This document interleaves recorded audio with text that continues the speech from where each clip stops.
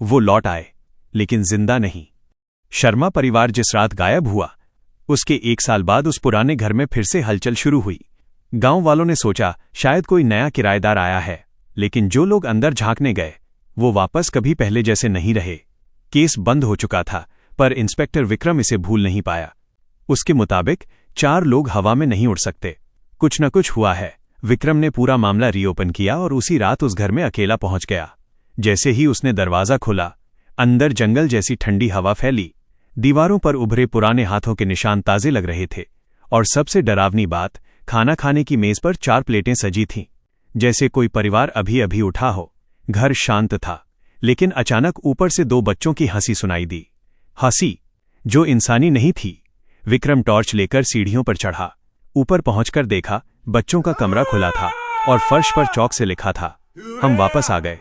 पल भर में कमरे का दरवाजा अपने आप बंद हो गया और अंदर से छोटी बच्ची तान्या की आवाज, अंकल आप भी नीचे बेसमेंट में चलिए। विक्रम कांप गया। इस घर में बेसमेंट नहीं था, यह सब कहते थे कि नहीं था। जैसे ही विक्रम नीचे आया, फर्श के बीचों बीच लकड़ी की पट्टियां अपने आप सरकने लगीं और नीचे एक अंधेरी सीढ़ी दिखाई दी। विक्रम नीचे उतरा।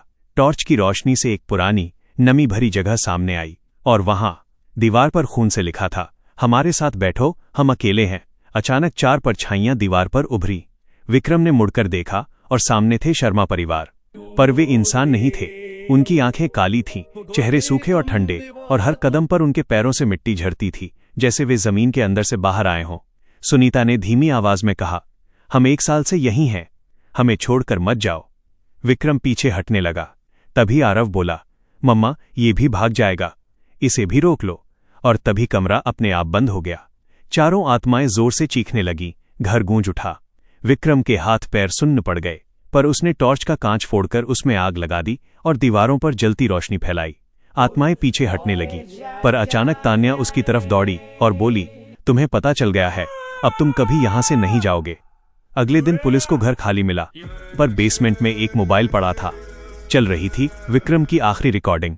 विक्रम की आवाज कांप रही थी, ये लोग इंसान नहीं रहे, पूरा घर उनकी कैद है। अगर कोई ये रिकॉर्डिंग पाए तो इस घर में मत आना। रिकॉर्डिंग अचानक चीख पर खत्म हो गई। विक्रम भी गायब। अब इस केस में गायब लोगों की संख्या 5 हो चुकी थी।